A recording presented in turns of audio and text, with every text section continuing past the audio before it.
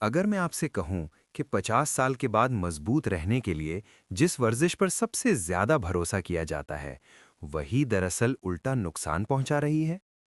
कई दहाइयों से हम सब एक ही मशवरा सुनते आ रहे हैं। अगर टांगे मजबूत करनी हैं तो स्क्वाट्स करो। डॉक्टर कहते हैं, ट्रेनर्स तजवीज करते हैं, मैगजीन बार बार दोहराते हैं, और हम में से अक्सर कभी सवाल ही नहीं करते। लेकिन अगर वही मशवरा जो आपको मजबूत, मुतहर्रिक और खुद मुख्तार रखने के लिए दिया जाता है, खामोशी से आपके घुटनों को नुकसान पहुंचा रहा हो, मेरे साथ रहिए, क्योंकि ये बात 50 के बाद वर्जिश के बारे में आपकी सोच बदल सकती है। एक बात है जो ज्यादातर लोगों को हैरान कर देती है। हार्वर्ड मेडिकल स्कूल के हवाले से दी गई तहकीक के मुताबिक 55 साल से ऊपर के तकरीबन हर 2 में से एक फर्द घुटने के दर्द या घुटने के जोड़ की खराबी का शिकार है। ये कोई छोटा सा मसला नहीं, ये लाखों लोग हैं। और अब वो बात जो तकरीबन कोई नहीं बताता। बायोमैकेनिकल तहकीक बताती है कि गहरे स्क्वाट्स के दौरान घुटने के जोड़ पर आपके जिस्म के वजन से 5 से 7 गुना ज्यादा दबाव पड़ता है। जरा सोचिए, अगर आपका वजन 180 पाउंड है, तो हर गहरे स्क्वाट में आपके घुटने 900 से 1200 पाउंड या इससे भी ज्यादा दबाव बर्दाश्त कर रहे होते हैं। अब ये बात वाज़ेह होनी चाहिए, इसका मतलब ये नहीं कि स्क्वाट्स हर किसी के लिए बुरे हैं। नौजवान अफराद जिनकी हरकत अच्छी हो, कार्टिलेज सेहतमंद हो और जोड़ों को सहारा देने वाले पट्टे मजबूत हों, वो शायद उन्हें बर्दाश्त कर लें। लेकिन वो सच जिस पर कोई बात नहीं करता, ये है 55, 60 या 70 साल का जिस्म वो नहीं होता जो 30 साल में था। उम्र के साथ कुछ खामोश तब्दीलियां आती हैं। कार्टिलेज आहिस्ता आहिस्ता पतला हो जाता है, जोड़ों की कुदरती चिकनाई कम हो जाती है, रद्द अमल का वक्त सुस्त पड़ जाता है। कूल्हों, घुटनों और टखनों के इर्द गिर्द छोटे लेकिन अहम पट्टे कमजोर हो जाते हैं। तवाजुन का निज़ाम पहले जैसा तेज नहीं रहता।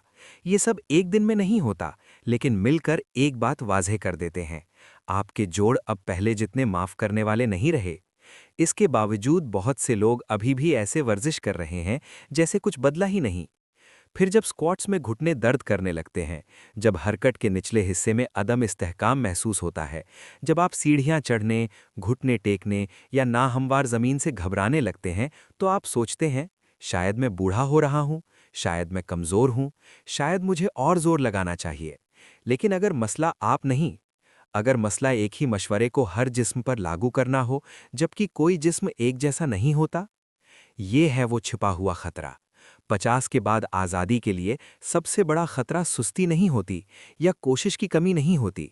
असल खतरे ये हैं: तवाज़ुन का ख़त्म होना, हरकत पर कंट्रोल का ख़त्म होना और अपने ही जिस्म पर एतबार का ख़त्म होना।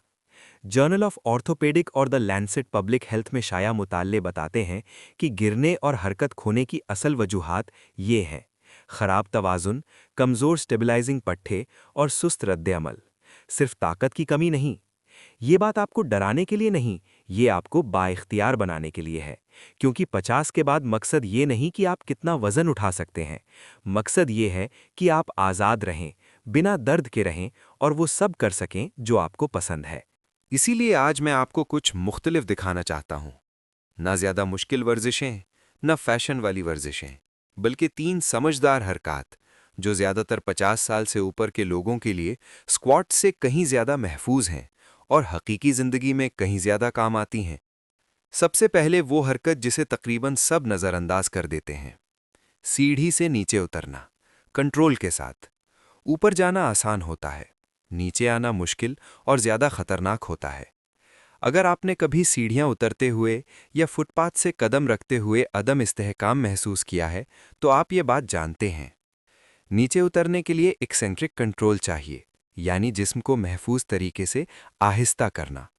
जब आप नीचे कदम रखते हैं तो रान के पट्टे खींचते हुए घुटने को सहारा देते हैं। ज्यादातर वर्जिशें ये सिखाती ही नहीं, वो सिर्फ धक्का देना सिखाती हैं, कंट्रोल नहीं। तहकीक बताती है कि जो बुजुर्ग अफराद कंट्रोल के साथ नीचे उतरने की मशक करते हैं, उनमें जोड़ों का इस्तेहकाम बेहतर होता है और गिरने का खौफ नुमाया तौर पर कम हो जाता है। ये हरकत आपके आसाबी निज़ाम को घबराहट के बजाय कंट्रोल सिखाती है। दूसरी हरकत, कुर्सी से उठना। ये वर्जिश नहीं लगती जब तक एक दिन ये वाकई मुश्किल ना हो जाए। ये एक हरकत अच्छी उम्र गुजारने की सबसे मजबूत अलामतों में से एक है। ये रानों, कूल्हों, पेट के पट्ठों और जिस्मानी तवाज़ुन को मजबूत बनाती है। तहकीक बताती है कि कुर्सी से उठने की सलाहियत गिरने के खतरे, खुद मुख्तारी के खात्मे और सहारा लेने की ज़रूरत का बेहतरीन अंदाज़ा देती है। ये ताकत से ज़्यादा वकार की बात है। और अब सबसे अहम हरकत, साइड से सीढ़ी पर चढ़ना। ज़्यादातर लोग सीधा चलते हुए नहीं गिरते। वो मुड़ते वक्त एक तरफ कदम रखते हुए या तवाज़ुन खोते हुए गिरते हैं। यहाँ एक छोटा सा पट्टा अहम किरदार अदा करता है, जो कूल्हे को मुस्तहकम रखता है। जब ये कमज़ोर होता है तो घुटने अंदर की तरफ जाते हैं, टखने हिलते हैं और तवाज़ुन ख़त्म हो जाता है। साइड से चढ़ने की यह हरकत उसी जगह ताकत बनाती है जहां असल ज़िंदगी होती है। ये हरकत शायद दिखावे वाली ना हो, लेकिन ये पट्ठों से ज़्यादा कुछ और बनाती हैं। ये आपके जिस्म पर आपके एतबार को वापस लाती हैं। कंट्रोल उम्र के साथ ख़त्म नहीं होता, ताकत अचानक गायब नहीं होती, एतबार खोया नहीं होता, बस दोबारा बुलाने की ज़रूरत होती है। जहां है वहीं से शुरू करें, सोच समझकर हरकत करें। दिन के 10 मिनट भी आज़ादी जैसी ताकत पैदा कर सकते हैं। आपका मुस्तकबिल का आपका शुक्रगुजार होगा।